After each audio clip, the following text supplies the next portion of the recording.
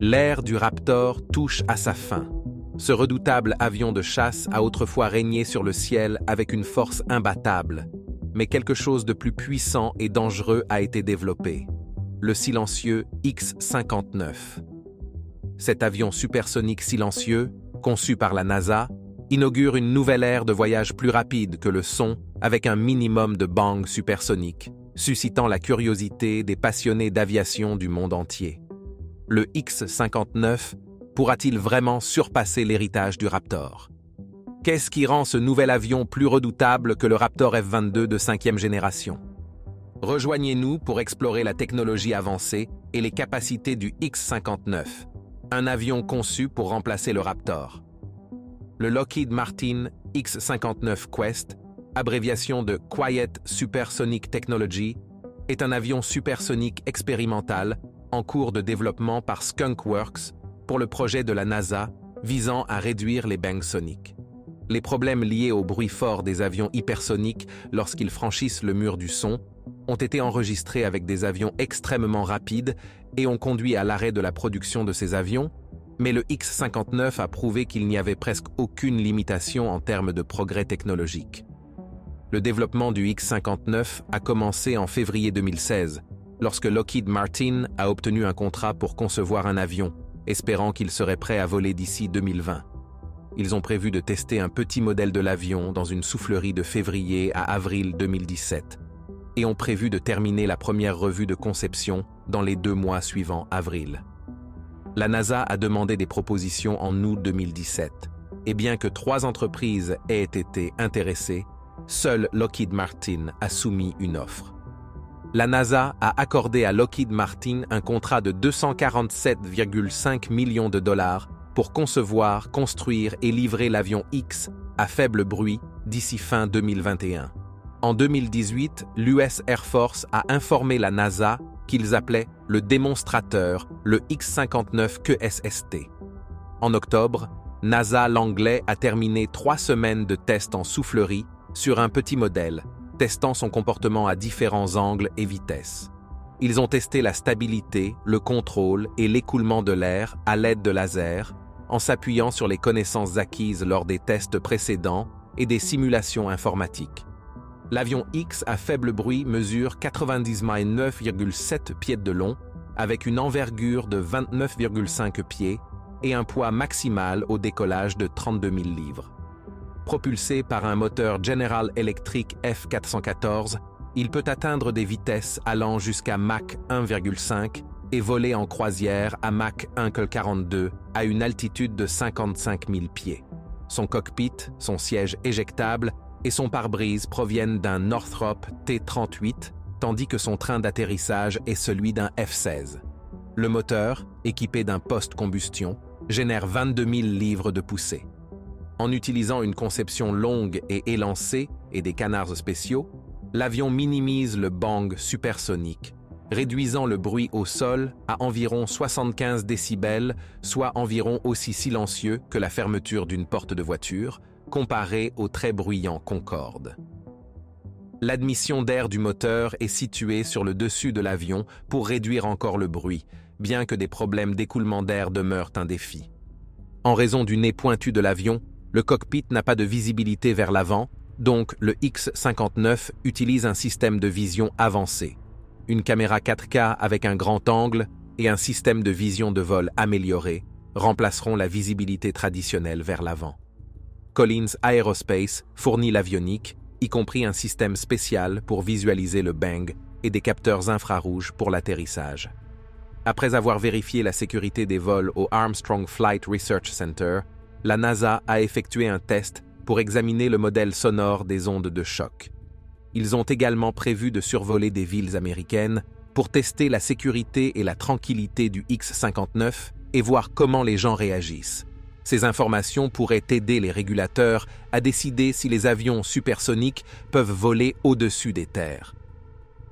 À partir du 5 novembre 2018, la NASA a prévu de réaliser des tests pendant 2 semaines pour recueillir des retours. Il produirait jusqu'à 8 bruits forts par jour à différents endroits, suivis par 20 capteurs de bruit et 400 résidents. Les résidents recevraient 25 $ par semaine pour leur aide. Ils ont également prévu de survoler des communautés pour voir comment les gens réagiraient au bruit. Cela serait utilisé pour élaborer une nouvelle règle sur les bangs soniques lors d'une réunion en 2027 et une décision sur les voyages supersoniques au-dessus des terres pourrait être prise en 2028. La NASA a également récemment annoncé qu'elle avait installé le moteur General Electric F414 GE100 sur le X-59 chez Skunk Works de Lockheed Martin à Palmdale, en Californie. Ce moteur mesure 13 pieds de long et peut produire 22 000 livres de poussée. Lockheed Martin a partagé une vidéo du X-59 sortant d'un hangar le 4 août 2023. Puis, le 5 janvier 2024, Lockheed Martin a annoncé qu'il révélerait le X-59 dans la semaine, ce qui a eu lieu le 12 janvier 2024. Malgré le succès de cet avion supersonique, une question persiste. Cet avion résout-il vraiment le problème majeur associé au vol supersonique? Lorsque l'avion vole à une vitesse inférieure à celle du son, les ondes sonores qu'il génère se propagent dans toutes les directions. Mais lorsqu'il dépasse la vitesse du son, l'avion laisse son propre bruit derrière lui. Les ondes sonores se compriment en une forte onde de choc qui commence à l'avant de l'avion et se termine à l'arrière. Lorsque cette forte onde de choc atteint l'oreille d'une personne, elle produit un bruit fort. Cela se produit non seulement lorsque l'avion franchit le mur du son, mais tant qu'il vole plus vite que le son. Toute personne dans une zone en forme de cône sous l'avion peut l'entendre. Le design du X-59 est conçu pour empêcher ces ondes de choc de se rejoindre. Au lieu de cela, elles se dispersent grâce à des formes spéciales à la surface de l'avion. De plus, le moteur est situé au-dessus de l'avion et non en dessous, de sorte que le dessous reste lisse et n'envoie pas d'ondes de choc vers le sol. Grâce à cela, la NASA pense que le X-59 produira seulement 75 décibels de bruit lorsqu'il vole à une vitesse supersonique, ce qui pourrait ressembler à un tonnerre lointain ou à la fermeture d'une porte de voiture au coin de la rue, ce qui est plus agréable pour les oreilles qu'une explosion. Certaines personnes pourraient même ne pas entendre le bang, et si elles l'entendent, il ne sera pas très fort ni surprenant, car il sera dispersé et moins bruyant qu'auparavant. Le plan pour l'avion de recherche est qu'il vole à 1,4 fois la vitesse du son, ce qui aurait produit un bang supersonique dans les anciens avions supersoniques. Avant cela, l'équipe de Kest effectuera plusieurs vols d'essai chez Skunk Works de Lockheed Martin. Ensuite, l'avion sera transféré au Armstrong Flight Research Center de la NASA en Californie, où il sera basé. La partie importante du programme commencera plus tard en 2024, avec une série de vols d'essai au-dessus de 6 quartiers différents à travers les États-Unis. Ces quartiers ont été choisis en raison de leurs différentes conditions météorologiques et géographiques. Nicole a déclaré que cela constituerait une partie excitante du projet, car ils impliqueront le public et susciteront leur intérêt pour la science. Le plan est similaire à une expérience menée par la Federal Aviation Administration en 1964. Ils ont fait voler des chasseurs supersoniques au-dessus d'Oklahoma City plusieurs fois pour observer les réactions des gens face au bruit fort des booms supersoniques et, comme on peut l'imaginer, cela ne s'est pas bien passé. Jusqu'à 20% des personnes ont été contrariées par les bruits et 4% ont même porté plainte et demandé une compensation pour les dommages. Nicole a expliqué qu'ils ne veulent pas refaire la même erreur, donc ils testeront d'abord le X-59 dans une zone restreinte pour mesurer les bruits. Ce n'est que lorsqu'ils seront sûrs que cela est sans danger qu'ils survoleront les quartiers, tout en veillant à maintenir le niveau des bruits aussi bas que possible. Ensuite, après avoir fait voler le X-59 au-dessus des quartiers choisis, la NASA discutera avec les habitants pour savoir ce qu'ils pensent du bruit. Ils veulent s'assurer qu'un boom de 75 décibels est acceptable pour eux, ce qui est l'objectif du projet. Les informations collectées ainsi seront présentées à la Federal Aviation Administration des États-Unis et aux régulateurs d'autres pays. La NASA pense que si les réglementations changent, de nouveaux avions supersoniques pourraient voler sur des itinéraires actuellement interdits, comme de New York à Los Angeles, et réduire de moitié le temps de vol. Les passionnés d'aviation du monde entier ont aussi des questions concernant la manière dont le X-59 pourrait remplacer le F-22 Raptor, mais avant d'aborder cela, explorons les caractéristiques du chasseur furtif. L'ère du F-22 a commencé dans les années 1980, lorsque l'US Air Force avait besoin d'un nouveau chasseur pour résoudre des problèmes potentiels de mission. À cette époque, les responsables américains savaient que la Russie et la Chine commençaient à améliorer leur programme de chasseurs. Le Raptor a donné à l'US Air Force un grand avantage. Sa capacité à voler sans être détecté, grâce à sa faible signature radar et ses moteurs à vecteurs de poussée jumelés, le rendait extrêmement maniable et le meilleur dans les combats aériens. Lorsque la guerre froide s'est intensifiée dans les années 1990, Moscou et Washington sont devenus extrêmement compétitifs. Ils ont testé des bombes nucléaires plus de 1700 fois. Lorsque la frénésie des bombes nucléaires s'est terminée, la domination aérienne est devenue le nouvel objectif. Les deux camps ont construit des avions plus armés, plus agiles et plus rapides, franchissant régulièrement le mur du son. Au milieu de tout cela, les États-Unis ont découvert la technologie furtive. En combinant toutes ces caractéristiques dans un seul chasseur, l'US Air Force, avec l'aide des grandes entreprises de défense américaines, a introduit le F-22 Raptor en 2005. Après la fin de la guerre froide et l'effondrement de l'Union soviétique, le besoin de l'expensif F-22 a diminué. Au début des années 2000, les États-Unis se sont concentrés sur la guerre contre le terrorisme et ont commencé à développer le moins coûteux F-35 Joint Strike Fighter, ce qui a conduit à une réduction de la production du F-22. Depuis 2005, le F-22 n'a jamais tiré sur un autre chasseur. Malgré sa puissance, il n'a pas été beaucoup utilisé, car au moment où il est entré en service, la guerre froide était terminée. L'Union soviétique s'était effondrée une décennie plus tôt, et la Russie était trop occupée à se reconstruire pour défier les États-Unis. Même si les États-Unis étaient impliqués dans des conflits lorsque le Raptor est entré en service, ces conflits concernaient des forces non étatiques dans des endroits comme l'Afghanistan, l'Irak et la Somalie, qui ne disposaient pas d'une grande puissance aérienne. Ainsi, il n'y avait pas un grand besoin d'un chasseur aérien comme le Raptor. Cependant, le manque de combat du Raptor ne signifie pas qu'il était inutile. Au contraire, cela pourrait être une des raisons majeures de la longue période de paix mondiale. Ses capacités inégalées ont servi de moyen de dissuasion contre les ennemis des États-Unis. Si ceux-ci franchissaient une ligne, ils risquaient de se retrouver face à une flotte de F-22 Raptors, ce qui pourrait être leur dernière rencontre. La furtivité du Raptor était un facteur majeur de sa supériorité. Conçu pour être invisible au radar et à l'œil humain, il pouvait frapper des cibles avant même que celles-ci ne sachent qu'il était là. Cette invisibilité provient d'un design soigné, comme le fait de cacher ses charnières et de façonner son fuselage. Il refroidit ses bords de fuite et dispose de tuyères à vecteurs de poussée plane pour réduire les émissions de chaleur et la menace des missiles à tête chercheuse. Le Raptor est recouvert de matériaux absorbants radar et dispose d'un système qui alerte lorsqu'il faut effectuer une maintenance sur sa furtivité. Toutes ces caractéristiques garantissent que le Raptor a une section radar aussi petite qu'une bille d'acier, ce qui le rend extrêmement difficile à détecter. Son design équilibre furtivité et performance aérodynamique. Ses bords et ses surfaces sont soigneusement alignés et courbés pour minimiser sa visibilité radar. Les ailes se fondent harmonieusement dans le fuselage, qui possède 4 surfaces de queue et des extensions spéciales le long des prises d'air. L'avion dispose de diverses surfaces de contrôle de vol, y compris des volets, des ailerons, des gouvernails et des stabilisateurs horizontaux mobiles. Pour le freinage en vol, les ailerons se soulèvent, les flaperons descendent et les gouvernails s'écartent pour créer une traînée. La forme du F-22 est optimisée pour le vol supersonique, avec la majeure partie du volume du fuselage devant le bord de fuite de l'aile.